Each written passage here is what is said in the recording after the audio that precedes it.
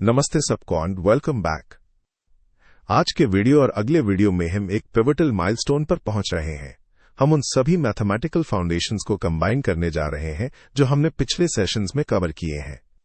आज हमारा main focus mean squared error MSE loss function पर डीप डाइव करना है, और इससे भी जरूरी बात, हम लॉस फंक्शंस के बिहेवियर को समझने के लिए एक ग्राफिकल इंट्यूएशन डेवलप करेंगे। न्यूरल नेटवर्क्स को डिजाइन और डीबग करने के लिए इस विजुअल पर्सपेक्टिव को मास्टर करना एक एब्सोल्यूट गेम चेंजर साबित होगा। आप एंड तक जरूर बने रहें, क्योंकि हम प्योर मैथ और प्रैक्टिकल AI के बीच के डॉट्स को कनेक्ट करेंगे। Let's dive in. चलिए लॉस फंक्शन के मैथमेटिकल एक्सप्लोरेशन की शुरुआत करते हैं। सबसे पहले हमारी प्रेडिक्टेड वैल्यू को डिफाइन करके, जिसे y hat के रूप में दर्शाया जाता है। बेसिक अलजेब्रा में एक लीनियर रिलेशनशिप को आमतौर पर y hat equals mx plus c के रूप में रिप्रेजेंट किया जाता है, जहां m स्लोप को और c इंटरसेप्ट को दर्शाता है। लेकिन मशीन लर्निंग और डीप लर्निंग के कॉन्टेक्स्ट में मल्टी डायमेंशनल मॉडल्स के साथ कंसिस्टेंट रहने के लिए हम एक ज्यादा स्टैंडर्डाइज्ड नोटेशन अपनाते हैं।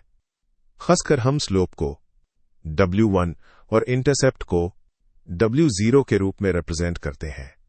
नतीजतन हमारी prediction equation y hat equals w1x plus w0 बन जाती है। इस फाउंडेशन के साथ अब हम mean squared error MSE equation के एक्सपैंडेड फॉर्म को देख सकते हैं। स्टे फोकस्ड रहिए, क्योंकि हम इस इक्वेशन के मैकेनिक्स में डीप जाने वाले हैं। चलिए देखते हैं हमारे पास क्या है। हमारा डेटा सेट और हमारा लॉस फंक्शन इस इक्वेशन में n डेटा पॉइंट्स की संख्या को दर्शाता है, जो हमारे केस में 5 है। हमें x बिल अमाउंट और y टिप अमाउंट की वैल्यूज पहले से ही पता है, क्योंकि ये सीधे हमारे डेटा से आती हैं। असली चैलेंज w1 और w0 के साथ है। यही हमारे अननोन्स है। मशीन लर्निंग का पूरा गोल w1 और w0 के लिए ऐसी एक्यूरेट वैल्यूज ढूंढना है जो हमारी प्रेडिक्शंस में एरर को मिनिमाइज कर सके। अब चलिए जो कुछ भी हमने सीखा है उसे एक फॉर्मल मैथमेटिकल ऑप्टिमाइजेशन प्रॉब्लम में ट्रांसलेट करते हैं। ये मशीन लर्निंग की स्टैंडर्ड लैंग्वेज है। हम अपने गोल को इस तरह लिखते हैं: arg mean over w1 and w0 of loss. जब भी आप arg min देखें तो याद रखें कि ये पूछने का बस एक प्रोफेशनल तरीका है, लॉस को जितना हो सके उतना कम करने के लिए। w1 और w0 की बेस्ट वैल्यूज क्या है, इसे सॉल्व करके हम वो स्वीट स्पॉट ढूंढ लेते हैं जहां हमारा मॉडल सबसे एक्यूरेट प्रेडिक्शंस देता है। पार्शियल डिफरेंशिएशन और ग्रेडियंट डिसेंट को ग्राफिकल इंट्यूएशन के जरिए कनेक्ट करने से पहले एक छोटा सा रिमाइंडर, अगर आपको ये इनसाइट्स वैल्यूएबल लग रही हैं तो हमारी बढ़ती कम्युनिटी को सपोर्ट करने के लिए प्लीज शेयर और सब्सक्राइब जरूर करें। आज के कॉन्सेप्ट्स को इंटरैक्टिव क्विज और हैंड्स ऑन प्रोजेक्ट्स के साथ रीइंफोर्स करने के लिए हमारे लर्निंग प्लेटफॉर्म www.wisdomers.in पर विजिट करें। अब चलिए विजुअलाइज करते हैं कि मैथ असल में काम कैसे करता है। चलिए हमारे लॉस फंक्शन को थोड़ा और गहराई से देखते हैं।